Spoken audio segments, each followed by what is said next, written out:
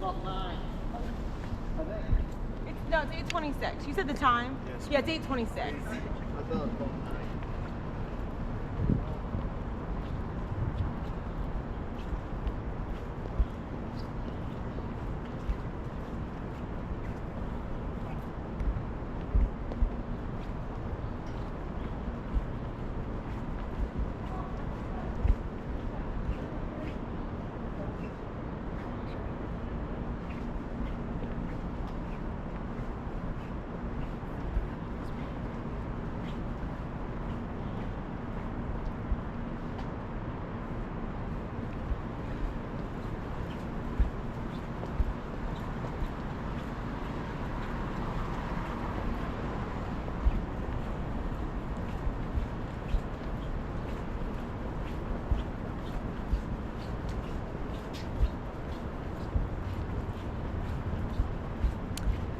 Those people out there just gave the guy the time. I guess it's actually 8:26. I know it's after 8.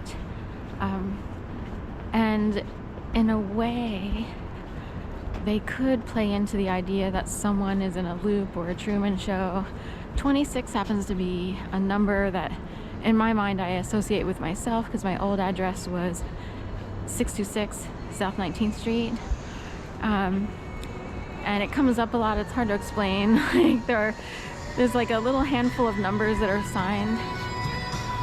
There's Sia.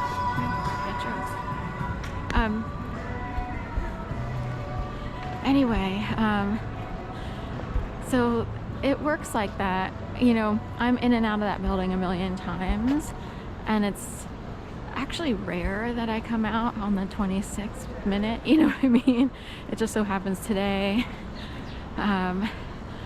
But if there are people who know pattern numbers, and it could be as easy as 26 is the last letter of the alphabet, Z, A1, B2, C3, D4, E5, and so forth and so on.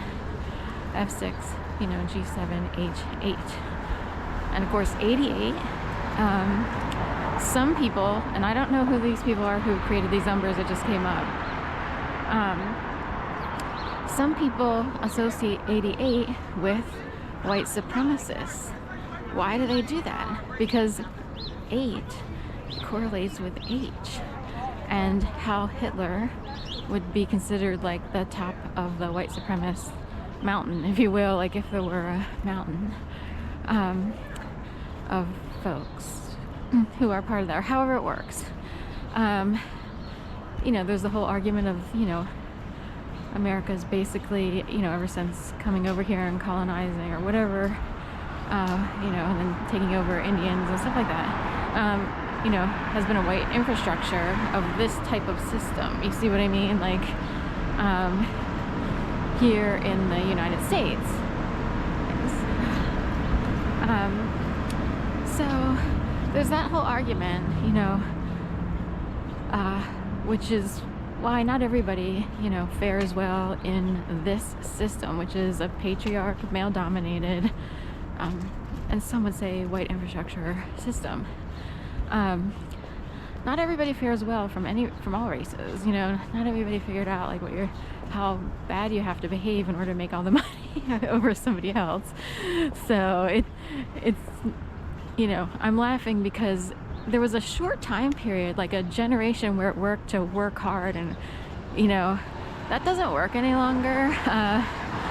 We have people who've worked their asses off. You know, some people have to hold down 5 or 6 jobs. It's more like you have to have a certain type of job that pays well. So that's number one. And then there are wealthy people who don't work hard. They've learned how to manage their money. They already had it in their families, or they wind up in jobs that pay a lot, but they don't work a lot. You know what I mean? So that is a very old school thought. It's a nice thought. Like, I like the idea of, oh, I worked hard and I was rewarded with a paycheck or whatever. But it doesn't work that way any longer. And there are people who know this, but they will still self-righteously say, it's really blue-collar-ish mentality, or old school.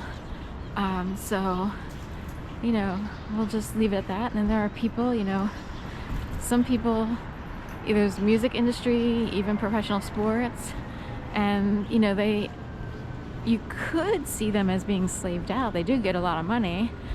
Hard work, you know, then actual hardworking people pay tickets to go see these folks perform. And there are many, most are, dare I say, puppeted at that level. So your favorite musician, they are getting very big paychecks, and they're talented. I don't want to take that away from them, but they're also handled strictly and highly. They live within a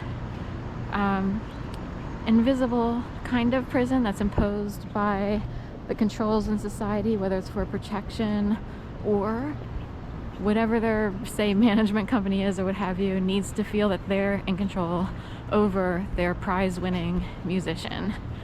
Look what I created. You know, it's like Interstellar 5555, whatever it is, that cartoon. There is some truth to that. Not that I wouldn't want people to pursue their dreams. Like, you have to be already higher up to understand the world a certain way to maybe make it, and to pursue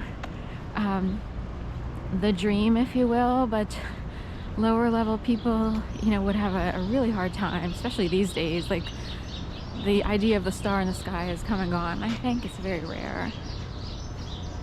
So anyway, that's my talk for today. Merry Christmas. So not much of a Christmas talk this morning, but have a beautiful day, and I'm heading off to check on some dogs.